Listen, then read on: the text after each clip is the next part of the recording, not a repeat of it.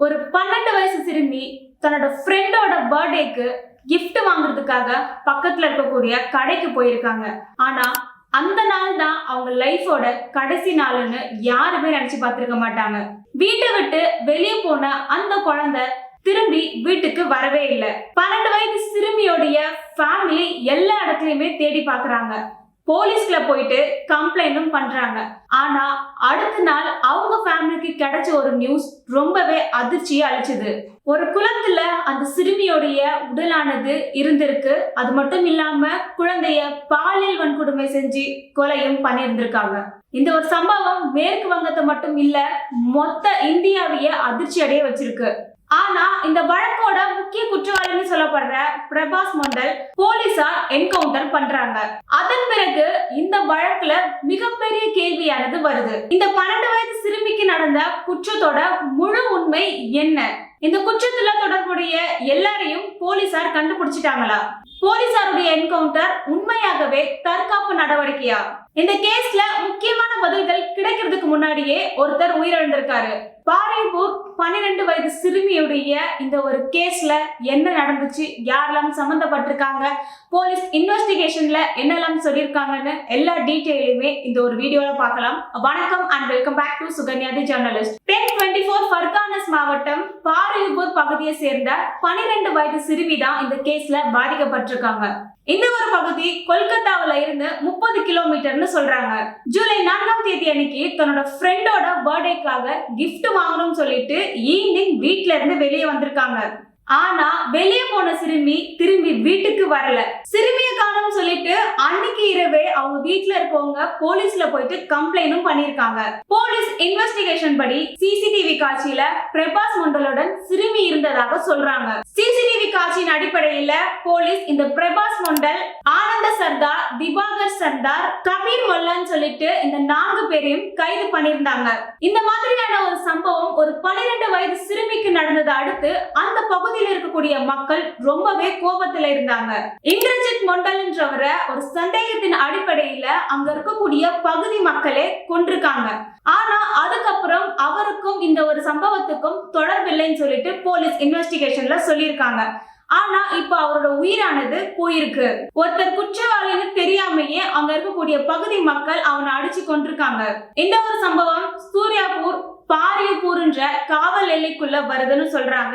அங்க இருக்கக்கூடிய குளத்துல இந்த குழந்தையுடைய சடலத்தை ஒரு சாக்கு பையில தூக்கி போட்டிருந்திருக்காங்க. போலீஸ் அந்த உடலை மீட்கிறாங்க. இந்த ஒரு சம்பவம் எப்ப நடந்துச்சு? ஜூலை 4ஆம் தேதி 12 வயது சிறுமி வீட்டை விட்டு வெளியே போறாங்க.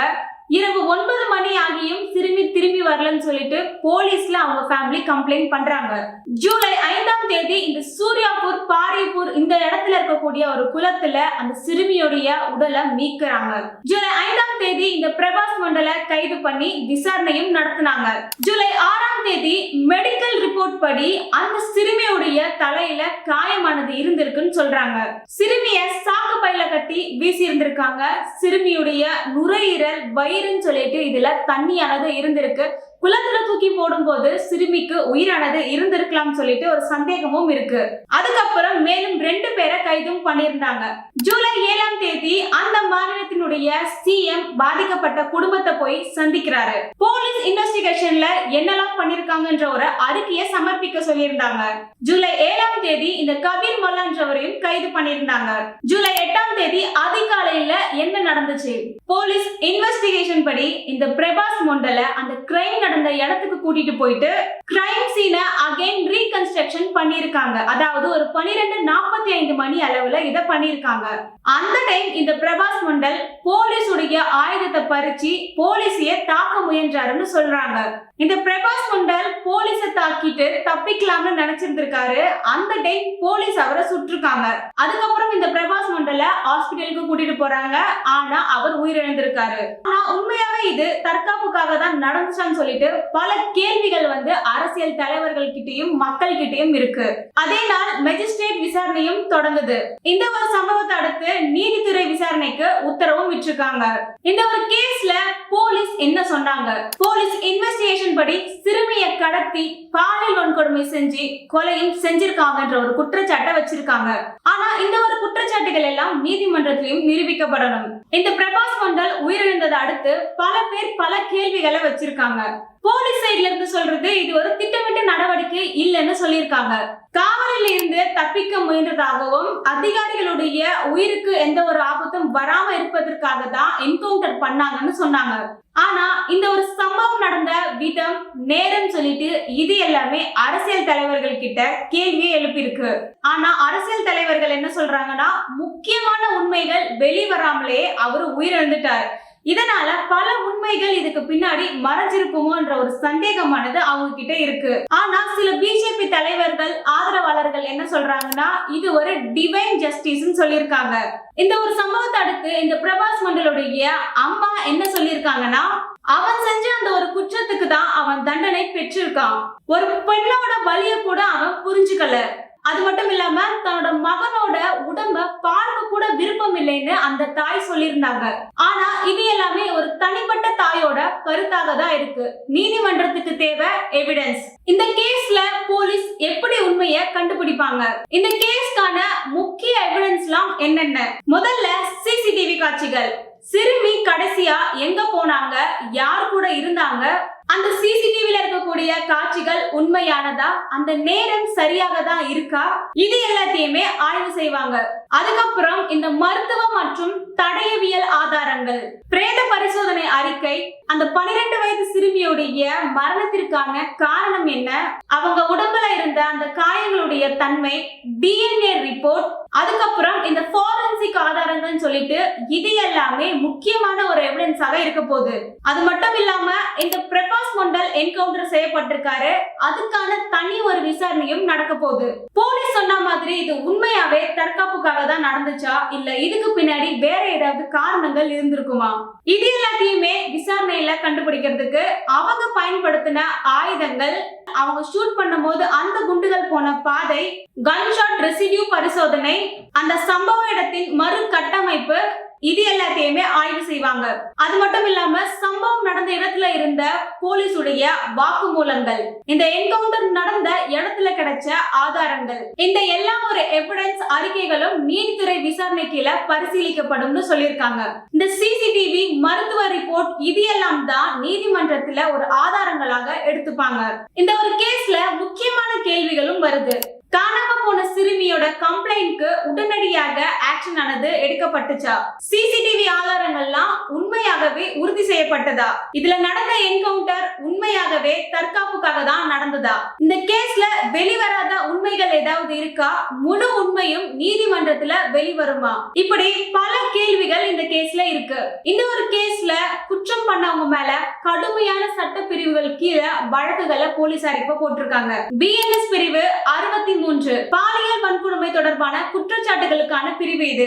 பிஎன்எஸ் பிரிவு 70 உட்பிரிவு 2, அதாவது ஒண்ணுக்கும் மேற்பட்டவங்க கேங் ரேப் பண்ணிருந்தாங்கன்னா அவங்களுக்கான பிரிவு இது.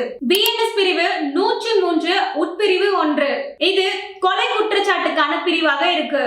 பிஎன்எஸ் பிரிவு 238 அந்த குற்றத்துக்கான எவிடன்ஸ் அளிக்கிறது, குற்றம் நடந்ததை மறைக்கிறது, இதுக்கான ஒரு பிரிவாக இது இருக்கு. அது மட்டும் இல்லாம 12 வயது சிறுமியாக இருக்கிறதுனால இந்த ஒரு கேஸ்ல இந்த குற்றவாளிகள் மேல போக்சோ சட்டமும் போட்டிருக்காங்க. ஒரு 12 வயது குழந்தையோட உயிரை பறிச்சதுக்கு அவங்களுக்கு கடுமையான ஒரு தண்டனையானது கிடைக்கணும், அந்த குழந்தைக்கான நீதியும் கிடைக்கணும். அது மட்டும் இல்லாம இந்த ஒரு கேஸ்ல உண்மையாக யாரெல்லாம் சம்பந்தப்பட்டிருக்காங்க, மொத்த உண்மையும் வெளிவரணும். குற்றவாளின்னு கருதப்பட்ட பிரபாஸ் மண்டல் உயிரிழந்துட்டாரு. ஆனா இந்த ஒரு வழக்குல பல கேள்விகள் விடை தெரியாம உயிரோட தான் இருந்துட்டு இருக்கு.